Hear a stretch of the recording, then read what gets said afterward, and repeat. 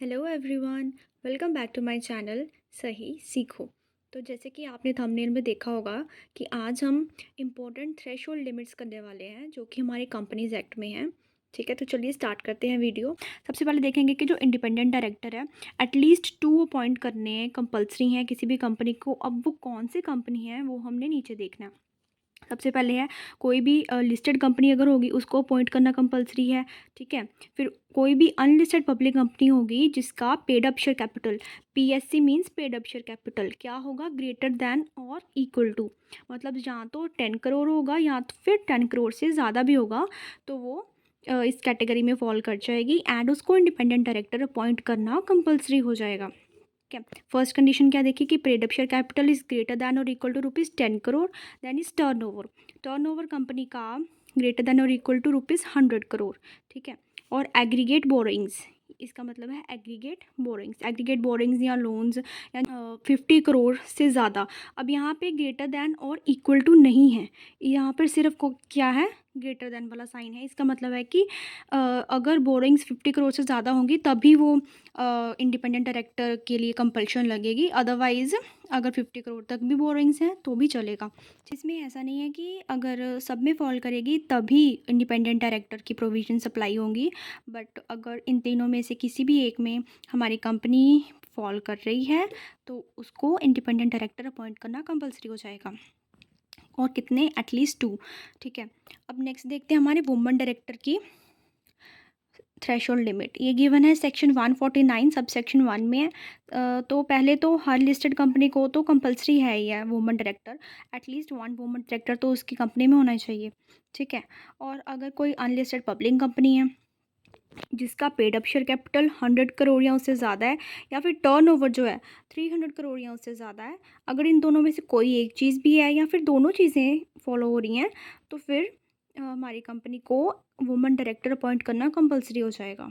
ठीक है, और ये जो इंडिपेंडेंट डायरेक्टर, वुमन डायरेक्टर और बाकी भी जो थ्रेशोल्ड लिमिट्स में आगे बताने वाली हूँ, ये आप साथ साथ नोट डाउन कर लें, क्योंकि जब हम एग्ज़ाम देने जाते हैं तो इनके शॉर्ट नोट्स अगर हमारे पास होंगे, इनका एक प्रॉपर नोटिंग हमने की होगी एक ही पेज पर, ताकि हमें कंपैरिजन करने में इजी रहे, क्योंकि जब एग्ज़ाम में कोई क्वेश्चन आता है तब हम लिमिट्स में कंफ्यूज हो जाते हैं, क्योंकि बहुत सारे लिमिट्स होती हैं तो हमें याद नहीं आता कि ये जो 100 करोड़ वाली लिमिट थी ये किसकी थी, पेड अप शेयर कैपिटल की थी या टर्नओवर की थी, और वुमन डायरेक्टर की थी या इंडिपेंडेंट डायरेक्टर की थी। तो इसलिए आप नोट कर लें, ये आपके लिए काफ़ी हेल्पफुल रहेगा। ठीक है, और थर्ड हमारा आ जाएगा इंटरनल ऑडिट या इंटरनल ऑडिटर को अपॉइंट करना भी बोल सकते हैं ऐसा, या फिर इंटरनल ऑडिट कब कब कंपलसरी होगा। सबसे पहले तो हर लिस्टेड कंपनी में तो कंपलसरी होता ही है। ठीक है, सेकेंडली कोई भी अनलिस्टेड पब्लिक कंपनी है जिसका paid up share capital 50 crore या उससे ज़्यादा है, या फिर टर्नओवर 200 करोड़ या उससे ज़्यादा है, या फिर आउटस्टैंडिंग बोरोइंग्स कितनी है, 100 करोड़ से ज़्यादा है। अगर 100 करोड़ होंगी तो वो फॉल नहीं करेगा, अगर उससे ज़्यादा होंगी तो ये कंडीशन लगेगी। या फिर आउटस्टैंडिंग डिपॉजिट कितने हैं, 25 करोड़ या उसके ज़्यादा हैं। ठीक है, इसमें भी सेम कंडीशन है कि अगर इक्वल टू होंगे तो फिर नहीं लगेगी कंडीशन, अगर 25 करोड़ से ज़्यादा होंगे तभी अप्लाई होगा। एंड ये जो दो कंडीशन है, आउटस्टैंडिंग बोरोइंग और आउटस्टैंडिंग डिपॉजिट वाली, इधर साइड में मैंने लिखा है कि at any point of time during the financial year. अब ये जो हमने लिमिट्स चेक करनी होती हैं, ये लास्ट ईयर की जो फाइनेंशियल स्टेटमेंट्स होती हैं उसके अकॉर्डिंग चेक होंगी, तभी तो हमें पता लगेगा कि इस साल हम अपॉइंट करें ऑडिटर को या डायरेक्टर को या नहीं। ठीक है, लेकिन ये जो बोरिंग्स और डिपॉजिट्स हैं, ये जो दो कंडीशंस हैं, इनकी लिमिट्स अगर जो लास्ट फाइनेंशियल ईयर था उसमें किसी भी दिन अगर ये लिमिट्स क्रॉस हुई हैं तो फिर हमारी कंपनी पर ये प्रोविज़न अप्लाई हो जाएगा। ठीक है, हमने ये नहीं देखना कि last date of financial year में या फिर उसकी फाइनेंशियल स्टेटमेंट्स में इसकी लिमिट क्रॉस हुई है कि नहीं, ये सिर्फ ये दो कंडीशंस के लिए मैं बता रही हूँ।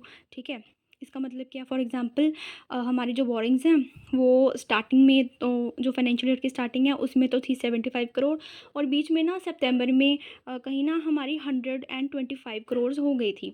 ठीक है, तो फिर ये जो लिमिट है ये क्रॉस हो गई हमारी साल में, और फिर बाद में हमने end of the financial year में वो रीपे भी चाहे कर दी होगी, वापस 75 करोड़ आ गई। बट क्योंकि साल के बीच में वो टर्नओवर की ये जो बोरोइंग की लिमिट है ये 100 करोड़ से क्रॉस हुई थी, तो ये जो इंटरनल ऑडिट का प्रोविज़न है ये कंपनी पर अप्लाई हो जाएगा। और similarly same is the case with deposits, outstanding deposits जो हैं उनके साथ भी सेम ही है कि अगर पूरे साल में एक दिन भी ये मतलब क्रॉस करी है लिमिट 25 करोड़ से ज़्यादा गए हैं, तो ये कंडीशन अप्लाई हो जाएगी, ठीक है। और इसकी इंटरनल ऑडिट की एक थर्ड कंडीशन भी है कि अगर कोई भी प्राइवेट कंपनी है जिसका टर्नओवर 200 करोड़ या उससे ज़्यादा है, या फिर उसकी आउटस्टैंडिंग बोरोइंग 100 करोड़ या उससे ज़्यादा है, तो ये प्रोविज़न अप्लाई हो जाएगा एंड उसको इंटरनल ऑडिट करवाना कंपलसरी हो जाएगा। तो हमने इंटरनल ऑडिट की 3 कंडीशंस देखी हैं, क्योंकि बाकियों में तो हमने 2-2 ही देखी हैं, बट इंटरनल ऑडिट की हमने 3 कंडीशंस देखी हैं। First is every listed company, second unlisted public company की कुछ कंडीशंस थी, एंड देन हमारे ये प्राइवेट कंपनी की कुछ 2 कंडीशंस हैं। ये जो लिमिट्स हैं ये अनलिस्टेड पब्लिक कंपनी में भी सेम ही हैं, बस ये है कि उधर 4 थी, इधर सिर्फ उनमें से 2 ही हैं, ठीक है।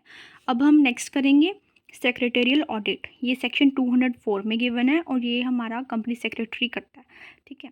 तो ये भी, इसमें भी 2 ही कंडीशंस हैं mainly, every listed company and every unlisted public company. अब कौन सी, उसका ये क्राइटेरिया गिवन है। कौन सा क्राइटेरिया? 50 करोड़ और मोर क्या होगी उसकी paid up share capital, turnover 250 crore या उससे ज़्यादा होगा तो, आउटस्टैंडिंग लोन्स या बोरोइंग्स कितनी होगी 100 करोड़ या उससे ज़्यादा। अब यहाँ पर 100 करोड़ या उससे ज़्यादा वाला साइन है, ठीक है, मतलब अगर 100 करोड़ भी होगी तो भी कंडीशन अप्लाई हो जाएगी, पर यहाँ पर नहीं था। तो ये माइनर डिफरेंसेस हैं जो आपको याद करने होंगे, और ये तभी याद होंगे जब आप बार बार इसको रिवाइज़ करोगे। इसलिए मैं बोल रही हूँ कि आप शॉर्ट नोट्स बना लो, ये आपके बहुत हेल्पफुल रहेंगे, अदरवाइज़ आपको प्रॉपर कन्फ्यूजन होगी एग्ज़ाम में जाकर, ठीक है।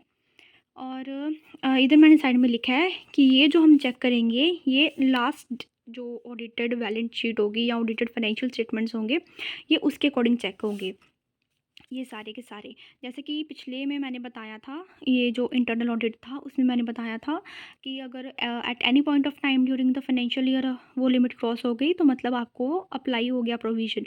बट ये इन्होंने बोला है कि ये जो तीनों कंडीशंस हैं ये कब चेक होंगी, जब किसके अकॉर्डिंग होंगी, जो कि हमारी लेटेस्ट ऑडिटेड फाइनेंशियल स्टेटमेंट होंगी, ठीक है। मतलब अगर साल में एक बार कहीं आपके 110 करोड़ भी हो गए, ठीक है, मतलब 100 करोड़ से ज़्यादा भी चले गए या 100 करोड़ भी चले गए, तो ऐसा नहीं है कि आपको कंप्लाई करना ही पड़ेगा। और अगर आपकी लास्ट में फाइनेंशियल जो ईयर की एंड है उसमें अगर आपकी 100 करोड़ से कम है आपकी ये जो आउटस्टैंडिंग लोन्स हैं या बोरिंग्स हैं, तो फिर ये प्रोविज़न अप्लाई नहीं होगा, ठीक है।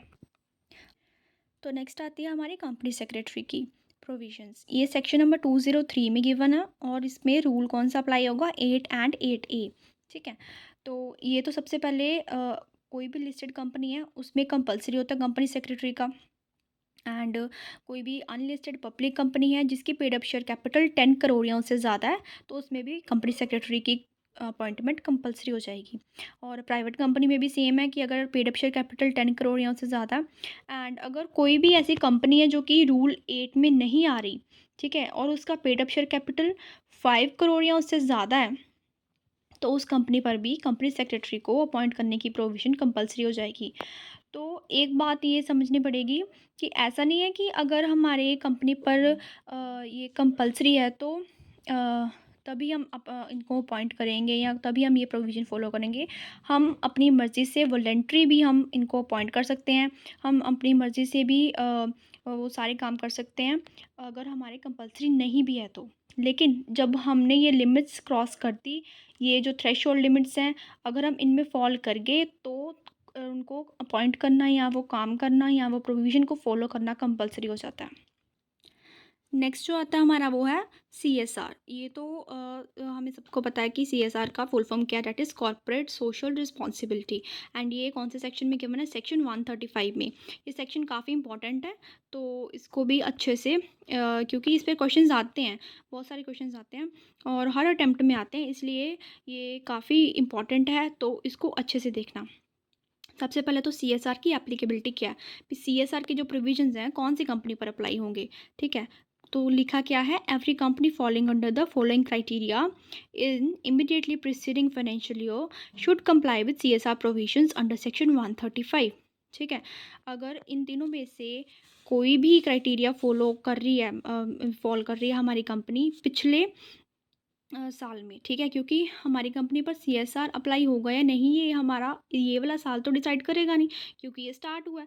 तो हम अपने पिछले साल के ये जो क्राइटेरिया ये हम पिछले साल वाले में से चेक करेंगे। ठीक है, अब ये क्राइटेरिया क्या है कि नेटवर्थ 500 करोड़ या उससे ज़्यादा, टर्नओवर 1000 करोड़ या उससे ज़्यादा, नेट प्रॉफिट 5 करोड़ या उससे ज़्यादा।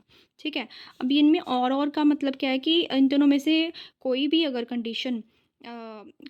कंडीशन हम पर फॉल कर गए हम उसमें, तो हमारे ऊपर CSR की एप्लीकेबिलिटी आ जाएगी। ज़रूरी नहीं है कि तीनों के तीनों एक साथ एक साथ मतलब इसके क्राइटेरिया फॉलो करे हमारी कंपनी। ऐसा भी हो सकता है कि हमारी कंपनी का नेट प्रॉफिट 10 करोड़ है और उसके नेटवर्थ जो है वो 500 करोड़ से थोड़ी है, लाइक लेट्स से 100 करोड़ ही है, बट नेट प्रॉफिट हमारा क्रॉस हो गया ना, तो बस अगर एक भी कंडीशन क्रॉस हो जाती है तो हमारी कंपनी CSR की एप्लीकेबिलिटी में आ जाएगी। और अब नेक्स्ट देखिए इसका क्या एक्सपेंडिचर। अब CSR का एप्लीकेबिलिटी तो देख लिया, अब इसकी एक्सपेंडिचर में हम देखेंगे कि कितना अमाउंट स्पेंड करना पड़ेगा कंपनी को। उसमें लिखा है कि एटलीस्ट 2% किसका, एवरेज नेट प्रॉफिट्स, और कौन से नेट प्रॉफिट्स, जो कि प्रॉफिट बिफोर टैक्स होंगे वो वाले। और ये जो एवरेज नेट प्रॉफिट हमने कौन से निकालने हैं, पिछले 3 सालों के, इमिडिएटली प्रीसीडिंग 3 फाइनेंशियल ईयर्स हैं उसके पहले हमने एवरेज निकालनी है, जो हमारे पिछले 3 फाइनेंशियल ईयर्स होंगे उसके जो नेट प्रॉफिट होंगे बिफोर टैक्स वाले, उसकी पहले हमने एवरेज निकालनी है। फिर उसका हमने 2% करके देखना है, जो उसका 2% करके अमाउंट आएगा उतना मिनिमम अमाउंट हमको स्पेंड करना पड़ेगा। अब ऐसा तो नहीं है कि सिर्फ वही अमाउंट स्पेंड करें, उसके जो एक्स्ट्रा जो चार्जेस लगेंगे, जो ओवरहेड एक्सपेंडिचर आएंगे, उसका अमाउंट क्या है। तो उन्होंने बताया कि ओवरहेड एक्सपेंडिचर आप मैक्सिमम कितना कर सकते हो, ये जो अमाउंट आपका आएगा 2% वाला अमाउंट जो आएगा उसका मैक्सिमम 5% अमाउंट आप उसके ओवरहेड्स में स्पेंड कर सकते हो, उससे ज़्यादा नहीं। और फिर उसके बाद CSR कमेटी आ जाएगा। CSR कमेटी बनाना सबको कंपलसरी नहीं होता, जिनका ये वाला जो अमाउंट है 2% वाला, ठीक है, ये अमाउंट अगर आपका 50 लाख से ज़्यादा आ रहा है तभी आपको CSR कमेटी की कंपल्शन पड़ेगी। अदरवाइज़ आपकी मर्ज़ी है, आपने बनानी है बनाओ, नहीं बनानी तो कोई बात नहीं, कंपल्सरी नहीं होगा आपके ऊपर अगर आपका जो अमाउंट है 50 लाख है या फिर 50 लाख से कम है। तो अब हम देखने वाले हैं कुछ मीटिंग्स हैं, जैसे कि हमारी बोर्ड मीटिंग होती है, एनुअल जनरल मीटिंग होती है। अब उसके भी कुछ थ्रेशोल्ड्स होती हैं, कुछ टाइम लिमिट्स होती हैं, अब हम वो देखने वाले हैं। ठीक है, एग्ज़ाम में ये क्वेश्चन आएगा तो फिर कन्फ्यूजन होती है, बहुत ज़्यादा कन्फ्यूजन होती है, याद नहीं आता तब कि ये वाली जो लिमिट है, ये जो टाइम लिमिट है, ये एनुअल जनरल मीटिंग की थी या बोर्ड मीटिंग की थी। तो इसलिए आप इसके शॉर्ट नोट्स बना लो और ये आपको बहुत हेल्पफुल रहेगा अगर आप इसको कम से कम 4-5 बार रिवाइज़ कर जाओ। ठीक है, तो बोर्ड मीटिंग का देखेंगे। सबसे पहले तो बोर्ड मीटिंग एक तो होती है जब हम अपनी कंपनी की फ़र्स्ट बोर्ड मीटिंग करवाते हैं। फ़र्स्ट मतलब डेट ऑफ इनकॉर्पोरेशन के बाद जो फर्स्ट बोर्ड मीटिंग होती है वो कब करवानी होती है, with in 30 days of companies incorporation. ठीक है, लेट्स से April 1 को अगर कंपनी की इनकॉर्पोरेशन हुई है तो उसके विद इन 30 डेज़, ठीक है, मतलब 1 मई से पहले पहले फर्स्ट बोर्ड मीटिंग हो जानी चाहिए। और फिर उसके बाद हम देखेंगे सब्सिक्वेंट बोर्ड मीटिंग। अब सब्सिक्वेंट बोर्ड मीटिंग में हमने 2 कैटेगरीज बनाई हैं कि एक तो नॉर्मल कंपनी की हो गई, और एक अगर हमारी कंपनी OPC है, डेट इज़ 1% कंपनी है, या स्मॉल कंपनी है, या डोरमेंट कंपनी है। तो अगर तो नॉर्मल कंपनी है हमारी, तो उसमें मिनिमम नंबर ऑफ़ मीटिंग्स चाहिए हमारी 4 पर ईयर, मतलब आपको कम से कम 4 बोर्ड मीटिंग्स तो करनी है एक साल में, और उनका जो टाइम गैप होना चाहिए वो मैक्सिमम से मैक्सिमम 120 डेज़ का हो सकता है।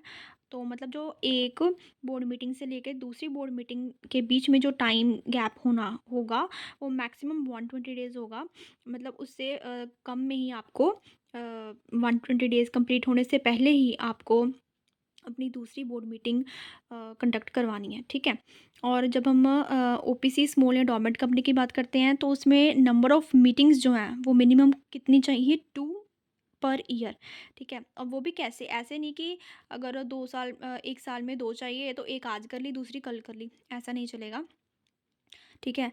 तो मतलब एक जो कैलेंडर ईयर, जैसे कि जनवरी से दिसंबर तक का जो कैलेंडर ईयर होता है, उसके दोनों हाफ्स में एक एक मीटिंग होनी चाहिए, ठीक है। और ऐसा नहीं कि एक मीटिंग हमने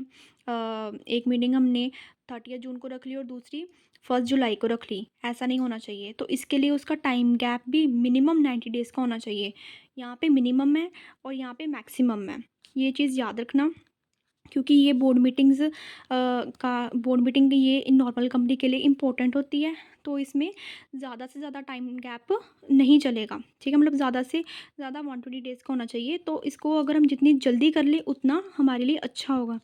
और जो हमारी डोरमेंट कंपनी है, इसमें ऐसा नहीं ना होना चाहिए कि दोनों बोर्ड मीटिंग्स एक एक दिन ये रख ली, दूसरे दिन वो रख ली। इसलिए हमने मिनिमम गैप रखा है इसमें कि कम से कम 90 डेज़ का गैप तो 2 बोर्ड मीटिंग्स में होना ही चाहिए, ठीक है। तो अगर आप 90 डेज़ से ज़्यादा गैप रखना चाहो तो वो भी चलेगा, ऐसा है ये, ठीक है। और अब हम देखते हैं एनुअल जनरल मीटिंग की प्रोविजंस। तो इसमें भी पहले तो फर्स्ट एजीएम है, that is date of incorporation के बाद जो हमारी फर्स्ट एनुअल जनरल मीटिंग होगी, उसको हमने कितने दिनों में कंडक्ट करना है, with in 9 months from the end of companies first financial year. अब इसकी मैं आपको एक एग्जांपल देती हूँ। तो जैसा कि यहाँ पे लिखा है कि फर्स्ट जो हमारी एनुअल जनरल मीटिंग होगी विद इन 9 मंथ्स होगी, ठीक है, from the end of companies first financial year after incorporation है, ठीक है। अब जैसे कि लेट्स से हमारी डेट ऑफ इनकॉर्पोरेशन क्या है, डेट ऑफ इनकॉर्पोरेशन हमारी 1 अप्रैल है, 1 अप्रैल 2025, ये हमारी डेट ऑफ इनकॉर्पोरेशन होगी, ठीक है। तो अब इसका जो फर्स्ट फाइनेंशियल ईयर होगा ये कब एंड होगा, 31 मार्च 2026 को ये एंड हो जाएगा। तो ये कंप्लीट हो गया। अब इसके कंप्लीट होने के विद इन 9 मंथ्स, ठीक है, विद इन 9 मंथ्स। अब इसमें से अगर हम काउंट करें 31 मार्च के लेके 9 मंथ कितने बनेंगे, तो ये हमारा आ जाएगा 31 दिसंबर 2026। मतलब ये डेट तक हमारी जो फर्स्ट एनुअल जनरल मीटिंग है ये हो जानी कंपलसरी है, ठीक है। अब हम देखते हैं सब्सिक्वेंट एनुअल जनरल मीटिंग। इसमें बोला है with in 6 months from the end of relevant financial year.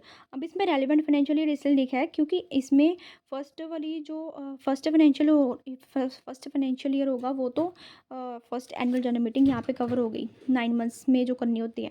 तो अब अगर हम सब्सिक्वेंट में देखेंगे तो जिस भी साल में हमने करनी है उसके रिलेटेड जो भी हमारा फाइनेंशियल ईयर होगा उसको देखना हमने, ठीक है, with in 6 months from the end of relevant financial year. अब इसको जैसे कि ये फर्स्ट एजीएम करवा ली, तो अभी नेक्स्ट जब ये वाला ईयर ख़त्म हो जाएगा 31 मार्च 2027 को ये ईयर एंड हो जाएगा।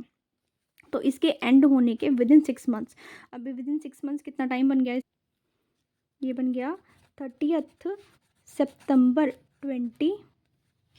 2027। ये डेट तक हमको subsequent annual general meeting conduct करवा लेनी है। अब इसके आगे भी लिखा है कि however extension of further 3 months can be provided by ROC on application. But अगर आप किसी रीज़न से ये 30 सितंबर तक कंडक्ट नहीं करवा पाए तो इसके +3 मंथ्स आपको एक्सटेंशन मिल जाएगी, ठीक है, +3 मंथ्स एक्सटेंशन मिल सकती है अगर आप आरओसी को अप्लाई करो, ठीक है। तो अगर हम देखें तो मैक्सिमम हमें कितना टाइम मिल गया, मैक्सिमम 9 मंथ्स मिल गए एक हिसाब से, 6 + 3 कितने हो गए, मैक्सिमम 9 मंथ्स हो गए, ठीक है। तो इसके बाद और एक्सटेंशन नहीं मिलेगी।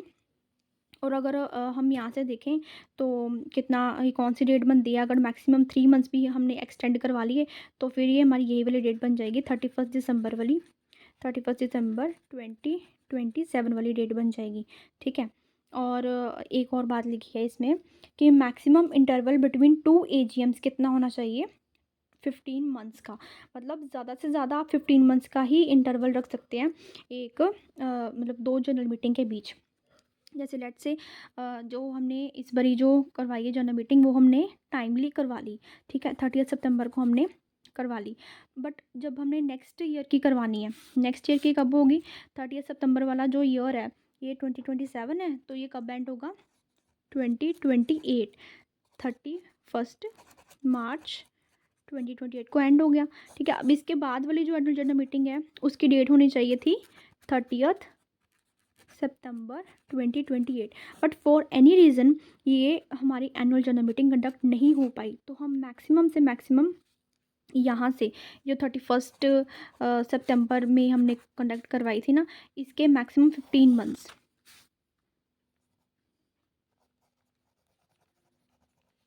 कितने बनेंगे ये? 31 दिसंबर 2028 बन जाएगा। कैसे?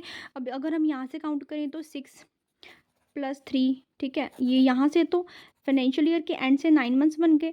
और यहाँ से अगर हम यहाँ से काउंट करें पिछली एजीएम से लेके जो हमारी अभी एक्सटेंशन वाली एजीएम है, तो इनमें हमारा 15 मंथ्स का मैक्सिमम गैप हो सकता है, इससे ज़्यादा का गैप नहीं हो सकता। ठीक है, तो I hope it is clear, इसमें ये लिखा है।